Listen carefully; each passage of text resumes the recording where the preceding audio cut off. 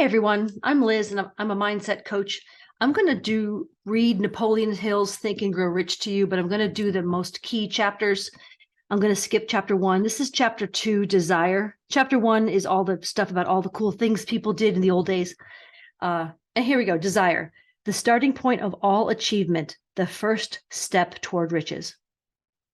When Edward C. Barnes climbed down from the freight train in Orange, New Jersey, more than 30 years ago, he may have resembled a tramp, but his thoughts were those of a king.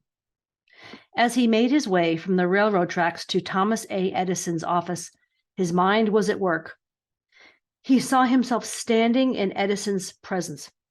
He heard himself asking Mr. Edison for an opportunity to carry out the one consuming obsession of his life, a burning desire to become the business associate of the great inventor. Barnes' desire was not a hope. It was not a wish. It was a keen, pulsating desire, which transcended everything else. It was definite. The desire was not new when he approached Edison. It had been Barnes' dominating desire for a long time. In the beginning, when the desire first appeared in his mind, it may have been, probably was, only a wish, but it was no mere wish when he appeared before Edison with it. A few years later, Edwin C. Barnes again stood before Edison in the same office where he first met the inventor. This time, his desire had translated into reality. He was in business with Edison. The dominating dream of his life had become a reality. Today, people who know Barnes envy him because of the break life yielded him. They see him in the days of his triumph without taking the trouble to investigate the cause of his success. Barnes succeeded because he chose a definite goal, placed all his energy, all his willpower, all his effort, everything back of that goal. He did not become the partner of Edison the day he arrived.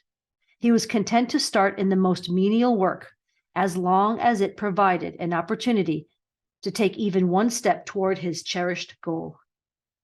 5 years passed before the chance he had been seeking made its appearance. During all those years, not one ray of hope, not one promise of attainment of his desire had been held out to him. To everyone except himself, he appeared only another cog in the Edison business wheel, but in his own mind, he was the partner of Edison every minute of the time. From the very day that he first went to work there. God, I'm getting verklempt. It is a remarkable illustration of the power of a definite desire. Barnes won his goal because he wanted to be a business associate of Mr. Edison more than he wanted anything else. He created a plan by which to attain that purpose, but he burned all bridges behind him. He stood by his desire until it became the dominating obsession of his life and, finally, a fact. When he went to Orange, he did not say to himself, "I will try to induce Edison to give me a job of some sort." He said, "I will see Edison and put him on notice that I have come to go into business with him." He did not say, "I will work there for a few months, and if I get no encouragement, I'll quit and get a job somewhere else." He did say, "I will start anywhere. I will do anything Edison tells me to do, but before I'm through, I will be his associate." He did not say, "I will keep my eyes open for another opportunity in case I fail to get what I want in the Edison organization." He said, "There is but one thing in this world that I am determined to have, and that is a business association with Thomas A. Edison. I will burn all bridges behind me and stake my entire future on my ability to get what I want." He left himself no possible way of retreat. He had to win or perish. It's kind of like Sun Tzu, right? Burning your boats behind you. That is all there is to the Barnes story of success. A long while ago, a great warrior faced a situation which made it necessary for him to make a decision which ensured his success on the battlefield. He was about to send his armies against a powerful foe whose men outnumbered his own. He loaded his soldiers onto boats. Oh, here we go. Sailed to the enemy's country, unloaded soldiers and equipment, then gave the order to burn the ships that had carried them. Addressing his men before the first battle, he said, "You see the boats going up in smoke. That means that we cannot leave these shores alive unless we win.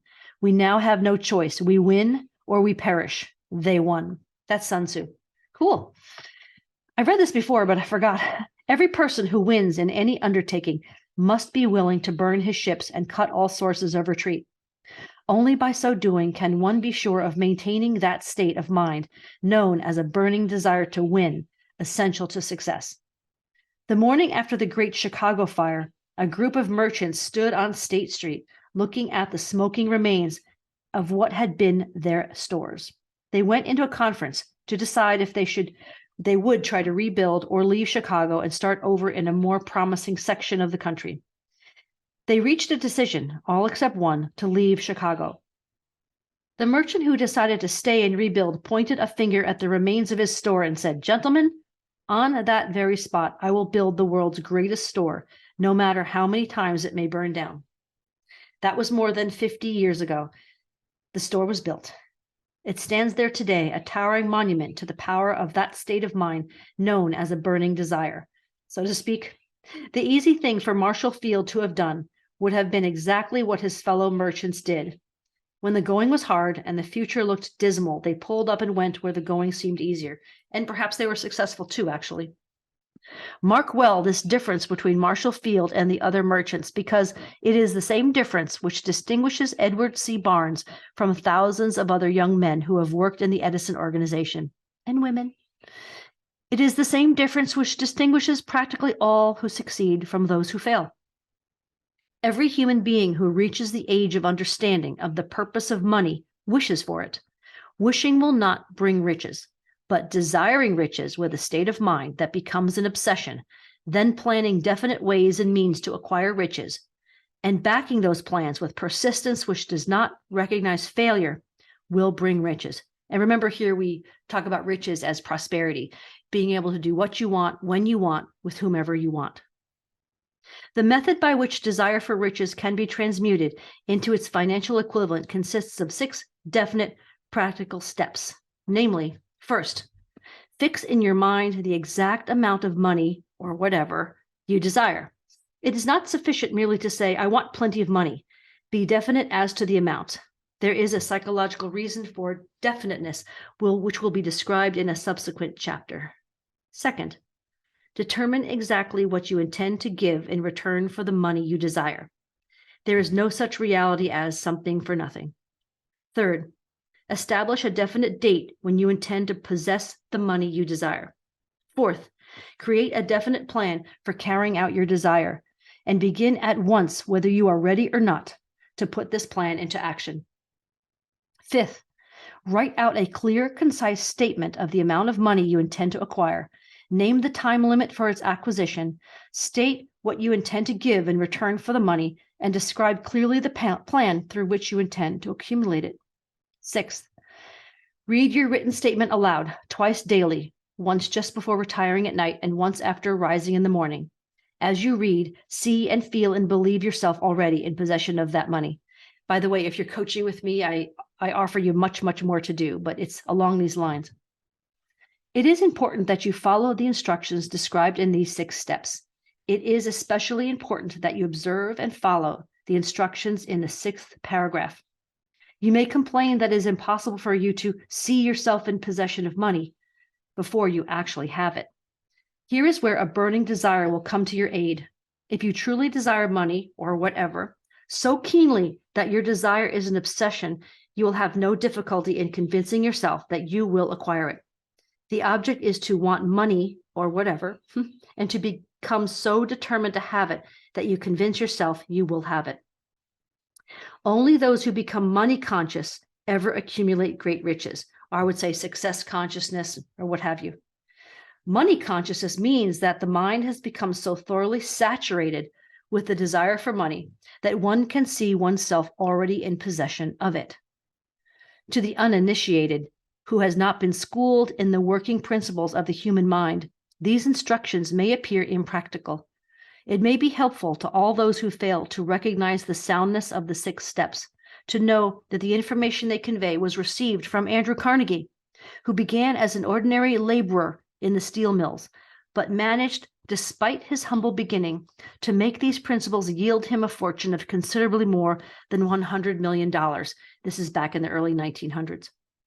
It may be of further help to know that the 6 steps here recommended were carefully scrutinized by the late Thomas A. Edison, who placed his stamp of approval upon them as being not only the steps essential for the accumulation of money, but necessary for the attainment of any definite goal. Now, many of us poo-poo these industrial magnates, that they may have been corrupt or what have you, but these techniques do work. I had to struggle with this thought too, but I think they made it big and then perhaps were compromised later if they were.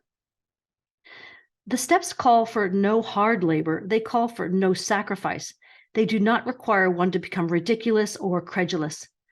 To apply them calls for no great amount of education.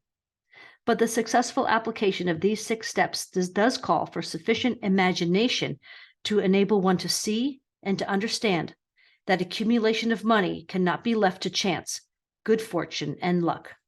One must realize that all who have accumulated great fortunes first did a certain amount of dreaming, hoping, wishing, desiring, and planning before they acquired money.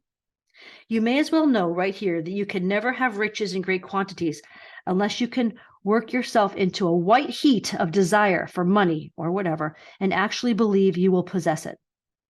You may as well know also that every great leader from the dawn of civilization down to the present was a dreamer. Christianity is the greatest potential power in the world today because its founder was an intense dreamer who had the vision and the imagination to see realities in their mental and spiritual form before they had been transmuted into physical form. If you do not see great riches in your imagination, you will never see them in your bank balance. Never in the history of America has there been so great an opportunity for practical dreamers as now exists. The 6-year economic collapse has reduced all men substantially to the same level. This is after the Great Depression, of course. A new race is about to be run. The stakes represent huge fortunes which will be accumulated within the next 10 years. The rules of the race have changed because we now live in a changed world that definitely favors the masses, those who have but little or no opportunity to win under the conditions existing during the Depression, when fear paralyzed growth and development. So I know if you're reading this in 2023 or listening to this in 2023, you may feel a little bit of anxiety or angst around the current financial situation, but you can see it also as a great opportunity. You're not a victor. You're not a victim. Sorry, you're a creator. You're a victor. You can take this as an opportunity. Well, where's the world going, and how can I make it in this new world? We who are in this race for riches should be encouraged to know that this changed world in which we live is demanding new ideas, new ways of doing things, new leaders, new inventions, new methods of teaching, new methods of marketing, new books, new literature, new features for the radio, the internet now, new ideas for moving pictures. Back of this demand for new and better things, there is one quality which one must possess to win, and that is definiteness. Can't talk today. Definiteness of purpose, the knowledge of what one wants, and a burning desire to possess it. The business depression marked the death of one age and the birth of another. This changed world requires practical dreamers who can and will put their dreams into action. The practical dreamers have always been and always will be the pattern makers of civilization. We who desire to accumulate riches should remember that the real leaders of the world always have been men and women who harnessed and put into practical use the intangible, unseen forces of unborn opportunity, and have converted those forces or impulses of thought into skyscrapers, cities, factories, airplanes, automobiles, internet businesses, and every form of convenience that makes life more pleasant. Tolerance and an open mind are practical necessities of the dreamer of today. Those who are afraid of new ideas are doomed before they start. Never has there been a time more favorable to pioneers than the present, or in 2023. True, there is no wild and woolly West to be conquered, as in the days of the covered wagon, but there is a vast business, financial, and industrial world to be remolded and redirected along new and better lines. In planning to acquire your share of the riches, let no one influence you to scorn the dreamer. To win the big stakes in this changed world, you must catch the spirit of the great pioneers of the past, whose dreams have given to civilization all that it has of value, the spirit which serves the lifeblood of our own country, your opportunity and mine to develop and market our talents. Let us not forget, Columbus dreamed of an unknown world, staked his life on the existence of such a world, and discovered it. So this is an example of maybe we don't like Columbus anymore, but the idea is someone still had the stones to go out and do something like that. Copernicus, the great astronomer, dreamed of a multiplicity of worlds and revealed them. No one denounced him as impractical after he had triumphed. Instead, the world worshipped at his shrine, thus proving once more that success requires no apologies. Failure permits no alibis. So people a lot of times poo-poo what you want to do and make fun of it. I would just only share your ideas with people who encourage you. If the thing you wish to do is right and you believe in it, go ahead and do it. Put your dream across and never mind what they say if you meet with temporary defeat. Or they perhaps do not know that every failure brings with it the seed of an equivalent success. I'll say it again. Every failure brings with it the seed of an equivalent success. Henry Ford, poor and uneducated, dreamed of a horseless carriage. Went to work with what tools he possessed without waiting for opportunity to favor him, and now evidence of his dream belts the entire earth. He has put more wheels into operation than any man who has ever lived because he was not afraid to back his dreams. Thomas Edison dreamed of a lamp that could be operated by electricity, and it began where he stood to put his dream into action, and despite more than 10,000 failures, he stood by that dream until he made it a physical reality. Practical dreamers do not quit. Whelan dreamed of a chain of cigar stores, transformed his dream into action, and now the United Cigar Stores occupy the best corners in America. Now it's the vape stores. Lincoln dreamed of freedom for the black slaves, put his dream into action, and barely missed living to see a united North and South translate his dream into reality. The Wright brothers dreamed of a machine that would fly through the air. Now one may see evidence all over the world that they dreamed soundly. Marconi dreamed of a system for harnessing the intangible forces of the ether. Evidence that he did not dream in vain may be found in every wireless and radio in the world. Moreover, Marconi's dream brought the humblest cabin, the most stately manor, side by side. It made the people of every nation on earth backdoor neighbors. It gave the President of the United States a medium by which he may talk to all the people of America at one time and on short notice.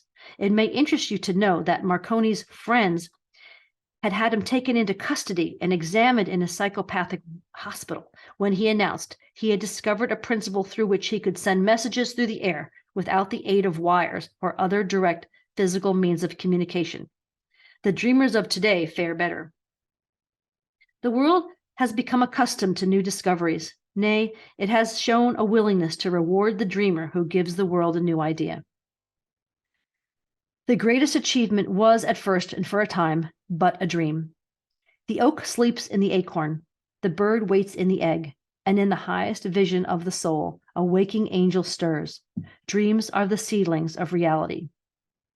Awake, arise, and assert yourself, you dreamers of the world. Your star is now in the ascendancy. The world depression brought the opportunity you have been waiting for. It taught people humility, tolerance, and open-mindedness. The world is filled with an abundance of opportunity which the dreamers of the past never knew. A burning desire to be and to do is the starting point from which the dreamer must take off. Dreams are not born by indifference, laziness, or lack of ambition. The world no longer scoffs at the dreamer, nor calls him impractical. Well, maybe a little bit. If you think it does, take a trip to Tennessee and witness what a dreamer president has done in the way of harnessing and using the great water power of America.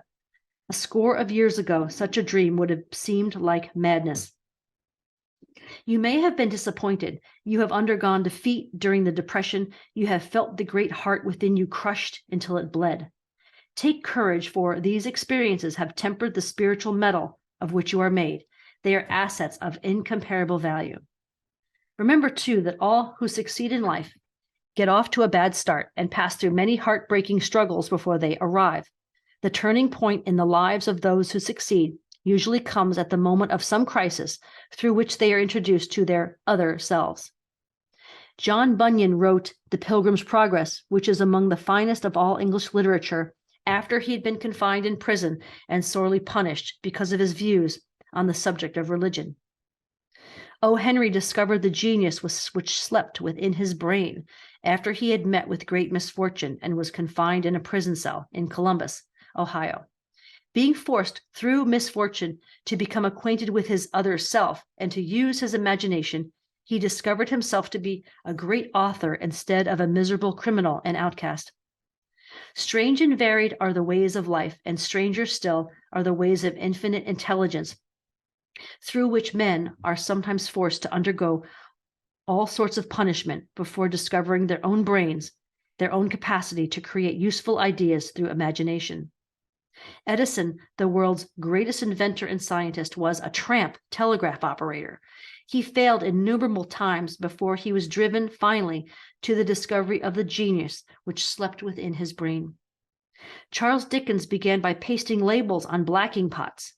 The tragedy of his first love penetrated the depths of his soul and converted him into one of the world's truly great authors.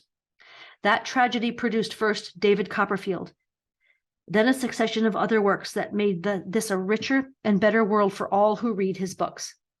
Disappointment over love affairs generally has the effect of driving men and women to drink and women to ruin, and thus, because most people never learn the art of transmuting their strongest emotions into dreams of a constructive nature.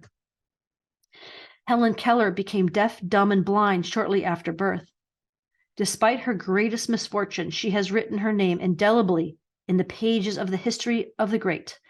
Her entire life has served as evidence that no one is ever defeated until defeat has been accepted as a reality. Robert Burns was an illiterate country lad. He was cursed by poverty and grew up to be a drunkard in the bargain. The world was made better for his having lived because he clothed beautiful thoughts in poetry and thereby plucked a thorn and planted a rose in its place. Booker T. Washington was born in slavery, handicapped by race and color. Because he was tolerant, had an open mind at all times on all subjects, and was a dreamer, he left his impress for good on an entire race. Beethoven was deaf, Milton was blind, but their names will last as long as time endures because they dreamed and translated their dreams into organized thought. Before passing on to the next chapter, kindle anew in your mind the fire of hope, faith, courage, and tolerance. If you have these states of mind and a working knowledge of the principles described, all else that you need will come to you when you are ready for it. Let Emerson state the thought in these words: every proverb, every book, every byword that belongs to thee for aid and comfort will surely come home through open or winding passages. Every friend whom not thy fantastic will, but the great and tender soul in thee craves, shall lock thee in his embrace. There is a difference between wishing for a thing and being ready to receive it. No one is ready for a thing until he believes he can acquire it. The state of mind must be the belief, not mere hope or wish. Open-mindedness is essential for belief. Closed minds do not inspire faith, courage, and belief. Remember, no more effort is required to aim high in life, to demand abundance and prosperity, than is required to accept misery and poverty. A great poet has correctly stated this universal truth through these lines. I bargained with life for a penny, and life would pay no more. However, I begged at evening, when I counted my scanty store. For life is just an employer. He gives you what you ask, but once you have set the wages, why, you must bear the task. I worked for a menial's hire, only to learn dismayed that any wage I'd asked of life, life would have willingly paid. Desire outwits Mother Nature. As a fitting climax to this chapter, I wish to introduce one of the most unusual persons I have ever known. I first saw him 24 years ago, a few minutes after he was born. He came into the world without any physical sign of ears, and the doctor admitted, when pressed for an opinion, that the child might be deaf and mute for life. I challenged the doctor's opinion. I had the right to do so. I was the child's father. I, too, reached a decision. I'm getting emotional. And I rendered an opinion, but I expressed the opinion silently in the secrecy of my own heart. I decided that my son would hear and speak. Nature could send me a child without ears, but nature could not induce me to accept the reality of the affliction. In my own mind, I knew that my son would hear and speak. How? I was sure there must be a way, and I knew I would find it. I thought of the words of the immortal Emerson. The whole course of things goes to teach us faith. We need only obey. There is guidance for each of us, and by lowly listening, we shall hear the right word. The right word? Desire. More than anything else, I desired that my son should not be a deaf mute. From that desire, I never receded, not for a second. Many years previously, I had written, our only limitations are those we set up in our own minds. For the first time, I wondered if that statement were true. Lying on the bed in front of me was a newly born child without the natural equipment of hearing. Even though he might hear and speak, he was obviously disfigured for life. Surely this was a limitation which that child had not set up in his own mind. What could I do about it? Somehow I would find a way to transplant into that child's mind my own burning desire for ways and means of conveying sound to his brain without the aid of ears. As soon as the child was old enough to cooperate, I would fill his mind so completely with a burning desire to hear that nature would, by methods of her own, translate it into physical reality. All this thinking took place in my own mind, but I spoke of it to no one. Every day I renewed the pledge that I had made to myself, not to accept a deaf mute for a son. As he grew older and began to take notice of things around him, we observed that he had a slight degree of hearing. When he reached the age when children usually begin talking, he made no attempt to speak, but we could tell by his actions that he could hear certain sounds slightly. That was all I wanted to know. I was convinced that if he could hear, even slightly, he might develop still greater hearing capacity. Then something happened which gave me hope. It came from an entirely unexpected source. We bought a Victrola. When the child heard the music for the first time, he went into ecstasies and promptly appropriated the machine. He soon showed a preference for certain records, among them, It's a Long Way to Tipperary. On one occasion, he played that piece over and over for almost 2 hours, standing in front of the Victrola with his teeth clamped on the edge of the case. The significance of this self-formed habit of his did not become clear to us until years afterward. We had never heard of the principle of bone conduction of sound at that time. Shortly after he appropriated the Victrola, I discovered that he could hear me quite clearly when I spoke with my lips touching his mastoid bone or at the base of the brain. These discoveries placed in my possession the necessary media by which I began to translate my reality, my burning desire to help my son develop hearing and speech. By that time, he was making stabs at speaking certain words. The outlook was far from encouraging, but desire backed by faith knows no such word as impossible. Having determined that he could hear the sound of my voice plainly, I began immediately to transfer to his mind the desire to hear and speak. I soon discovered that the child enjoyed bedtime stories, so I went to work creating stories designed to develop in him self-reliance, imagination, and a keen desire to hear and to be normal.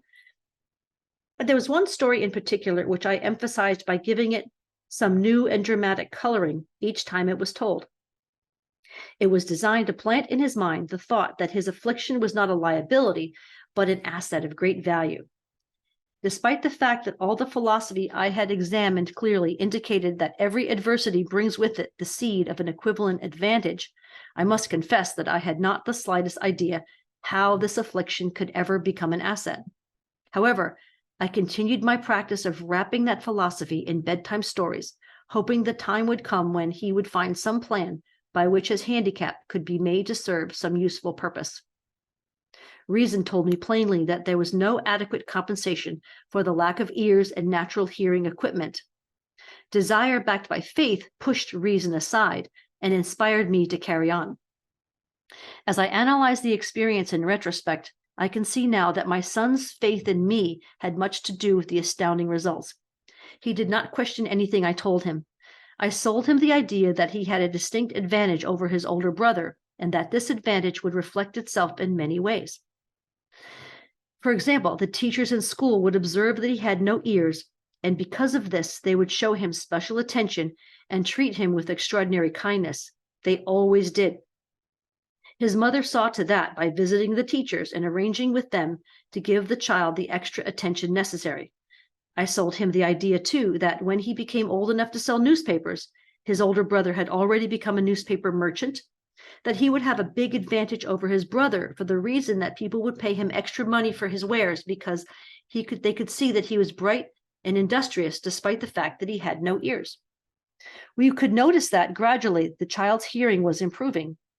Moreover, he had not the slightest tendency to be self-conscious because of his affliction. When he was about 7, he showed the first evidence that our method of servicing his mind was bearing fruit. For several months, he begged for the privilege of selling newspapers, but his mother would not give her consent. She was afraid that his deafness made it unsafe for him to go out on the street alone. Finally, he took the matter into his own hands.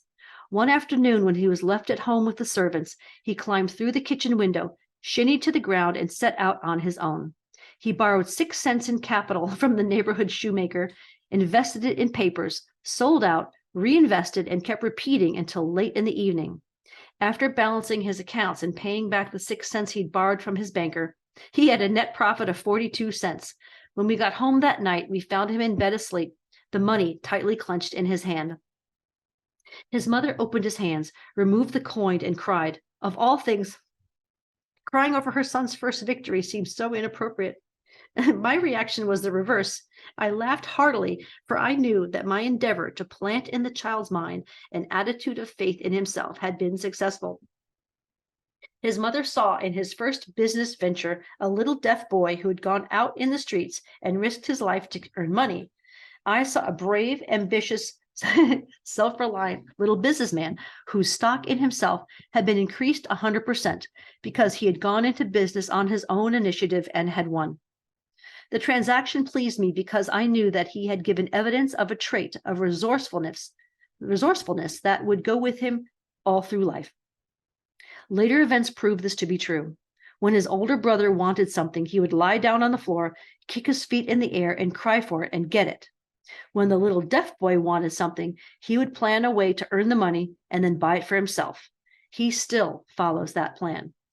Truly, my own son has taught me that handicaps can be converted into stepping stones on which one may climb towards some worthy goal, unless they are accepted as an obstacle and used as alibis. The little deaf boy went through the grades, high school, and college without being able to hear his teachers, excepting when they shouted loudly at close range. He did not go to a school for the deaf. We would not permit him to learn the sign language. We were determined that he should live a normal life and associate with normal children, and we stood by that decision, although it cost us many heated debates with school officials. When he was in high school, he tried an electrical hearing aid, but it was of no value to him, due, we believe, to a condition that was disclosed when the child was 6. He said on one side of the boy's head, there was no sign of natural hearing equipment. During his last week in college, 18 years after the operation, when he was a little child, something happened which marked the most important turning point of his life. Through what seemed to be mere chance, he came into possession of another electrical hearing device, which was sent to him on trial. He was slow about testing it due to his disappointment with a similar device. Finally, he picked the instrument up and more or less carelessly placed it on his head, hooked up the battery, and lo, as if by a stroke of magic, his lifelong desire for normal hearing became a reality. For the first time in his life, he heard practically as well as any person with normal hearing. God moves in mysterious ways, his wonders to perform. Overjoyed because of the changed world which had been brought to him through his hearing device, he rushed to the telephone, called his mother and heard her voice perfectly. The next day, he plainly heard the voices of his professors in class, and for the first time in his life, he heard this. Previously, he could hear them only when they shouted at short range. He heard the radio. He heard the talking pictures. For the first time in his life, he could converse freely with other people without the necessity of having to speak loudly. Truly, he had come into possession of a changed world. We had refused to accept nature's error and by persistent desire, he had induced nature to correct that error through the only practical means available. Desire had commenced to pay dividends, but the victory was not yet complete. The boy still had to find a definite and practical way to convert his handicap into equivalent assets. Hardly realizing the significance of what had already been accomplished, but intoxicated with the joy of his newly discovered world of sound, he wrote a letter to the manufacturer of the hearing aid, enthusiastically describing his experience. Something in his letter, something perhaps which was not written in the lines, but back of them, caused the company to invite him to New York. When he arrived, he was escorted through the factory, and while talking with the chief engineer, telling him about his changed world, a hunch, an idea, or an inspiration, call it what you want, flashed into his mind. It was this impulse of thought which converted his affliction into an asset destined to pay dividends in both money and happiness to thousands for all time to come. I'm probably going to have to read all this over. The sum and substance of that impulsive thought was this. It occurred to him that he might be of help to the millions of deafened people who go through life without the benefit of hearing devices, if he could find a way to tell them the story of his changed world. Then and there he reached a decision to devote the remainder of his life to rendering useful service to the heart of hearing. For an entire month, he carried out an intensive research, during which he analyzed the entire marketing system of the manufacturer of the hearing device and created ways and means of communicating with the hard of hearing all over the world for the purpose of sharing with them his newly discovered changed world. When this was done, he put it in writing, and he put together a 2-year plan based upon his findings. When he presented the plan to the company, he was instantly given a position for the purpose of carrying out his ambition. Little did he dream when he went to work that he was destined to bring hope and practical. Sorry, I'm going to have to read this again. Hot mess. He was destined to bring hope and practical relief to thousands of deafened people who, without his help, would have been doomed forever to deaf mutism. Goodness gracious. Shortly after he became associated with the manufacture of his hearing aid, he invited me to attend a class conducted by his company for the purpose of teaching deaf mutes to hear and to speak. I had never heard of such a form of education. Therefore, I visited the class, skeptical but hopeful that my time would not be entirely wasted. Here I saw a demonstration which gave me a greatly enlarged vision of what I had done to arouse and keep alive in my son's mind the desire for normal hearing. I saw deaf mutes actually being taught to hear and speak through application of the self-same principle I had used more than 20 years previous in saving my son from deaf mutism. Thus, through some strange form of wheel of fate, my son Blair and I have been destined to aid in correcting deaf mutism for those as yet unborn, because we are the only living human beings, as far as I know, who've established definitely the fact that deaf mutism can be corrected to the extent of restoring to normal life those who suffer with this affliction. It has been done for one, it will be done for others. There's no doubt in my mind that Blair would have been a deaf mute all his life if his mother and I had not managed to shape his mind as we did. The doctor who attended his birth told us confidentially the child might never hear or speak. A few weeks ago, Dr. Irving Voorhees, a noted specialist on such cases, examined Blair very thoroughly. He was astounded when he heard how well my son now hears and speaks, and said his examination indicated that, theoretically, the boy should not be able to hear at all. But the lad does hear, despite the fact that X-ray pictures show there's no opening in the skull whatsoever from where his ear should be to the brain.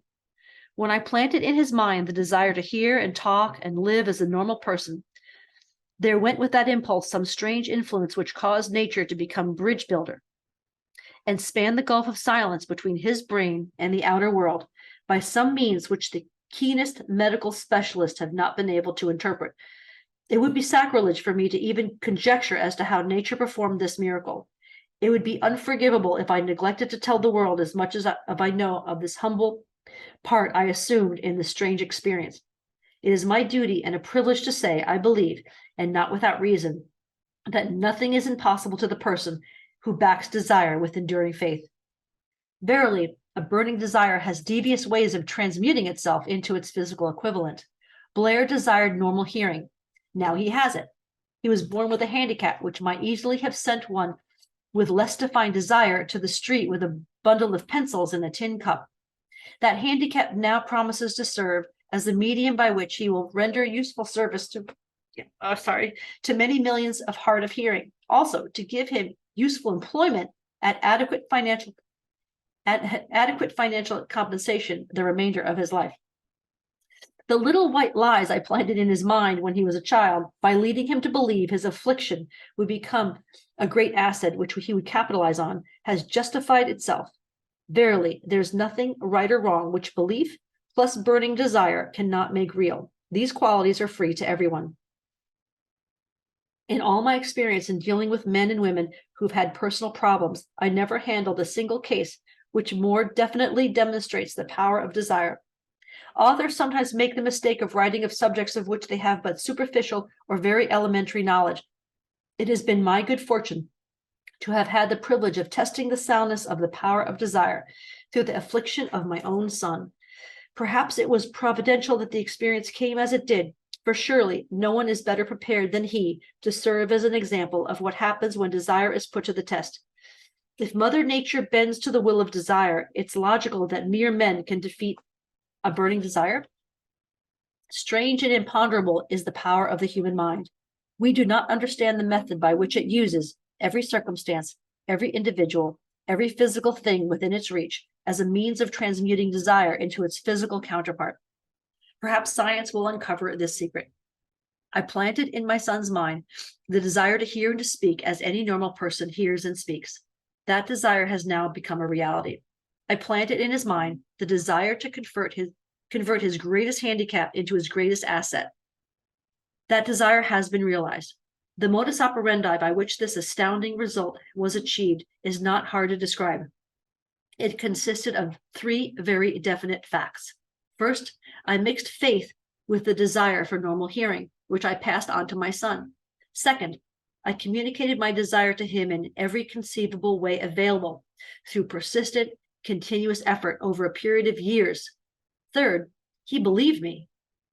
As this chapter was being completed, news came of the death of Madame Schumann-Heink. One short paragraph in the news dispatch gives the clue to this unusual woman's stupendous success as a singer. I quote the paragraph because the clue it contains is none other than that of desire. Early in her career, Madame Schumann-Heink visited the director of the Vienna Court Opera to have him test her voice, but he did not test it.